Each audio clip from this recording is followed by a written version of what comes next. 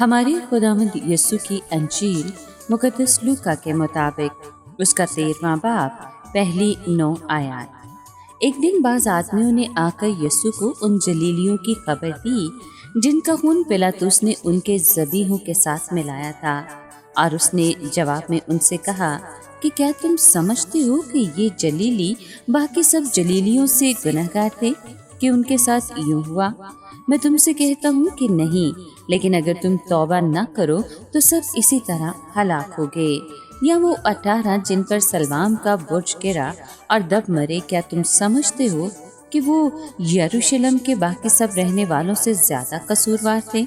मैं तुमसे कहता हूँ कि नहीं, लेकिन अगर तुम तौबा ना करो तो सब इसी तरह हलाक होगे। यीशु ने ये तमसील कही कि किसी के ताकिस्तान में अंजीर का एक दरख्त लगा हुआ था। उसने आकर इसका फल ढूंढा मगर ना पाया। तब उसने कराम से कहा, देख 3 वर्ष से मैं आकर अंजीर के इस दरख्त में फल ढूंढता हूँ मगर नहीं पाता। इसे काट डाल, ये जमीन को भी क्यों रोके रहे? मगर कराम ने जवाब में उससे कहा कि ए खुदावन, इस साल और भी इसे रहने दे कि मैं इसके गिर्द थाला को दूं और खाद डालूं, शायद के आइंदा फले, नहीं तो फिर कटवा देना। पाकलाम के पढ़े और सुने जाने पर खुदावन की बरकत हो। खुदा का शुक्र हो। अजीज दोस्तों, आज के कलाम में हम देखते हैं कि यहूदी कौम अपने ज़माने का इम्तियाज करने में नाकाम रही। खुदावन ने खबरदार किया कि जल्दी तौबा कर लो वरना हमेशा की हलाकत में पड़ोगे। आज के कलाम में जो गुफ्तगू पेश की गई है, इसकी बुनियाद 2 कौमी आफात हैं। पहली आफत उन जलीलियों का कत्ल था जो यरूशलेम में इबादत करने आए थे। यहूदिया के गवर्नर पिलातुस ने उनके कत्ल का हुक्म दिया और उनको ज़बीहे चढ़ाते हुए कत्ल कर दिया गया। मालूम होता है कि ये मजलूम यहूदी थे जो जलील में रहाइश पजीर थे।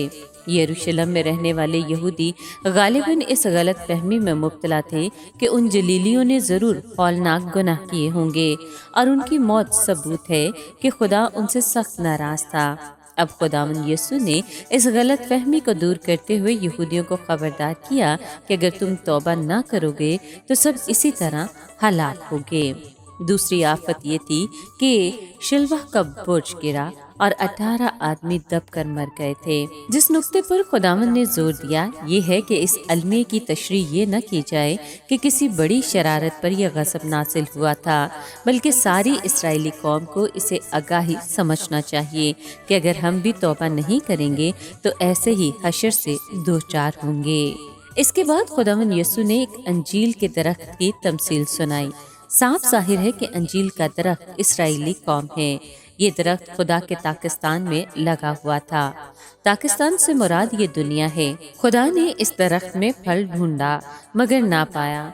चुनाचे उसने बागबान यानी खुदावंद यीशु से कहा कि 3 वर्ष से मैं इस अंजीर के दरख्त में फल ढूंढने आता हूँ। इसकी सादा तरीन तशरीह ये है कि ये 3 वर्ष हमारे खुदावंद की ज़मीनी खिदमत के पहले 3 वर्ष हैं। यहाँ ख्याल ये है कि अंजीर के दरख्त को काफ़ी वक्त दिया गया कि फल लाए।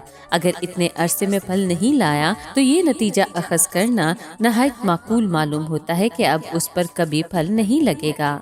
खुदा ने हुक्म दिया कि इसे काट डाल ताकि जिस ज़मीन को ये रोके हुए है वो ज़्यादा मुफीद और फलावर काम में लाई जा सके।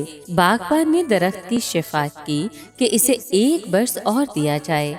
अगर इस मुद्दत के बाद भी ये बेफल रहता है तो उसे काट डालना। और यही हुआ।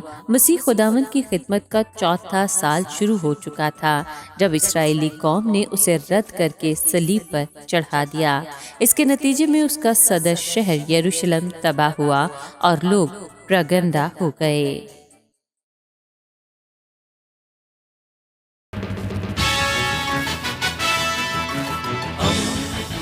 दोस्ती का पैगंबर रेडियो वेरितास एशिया।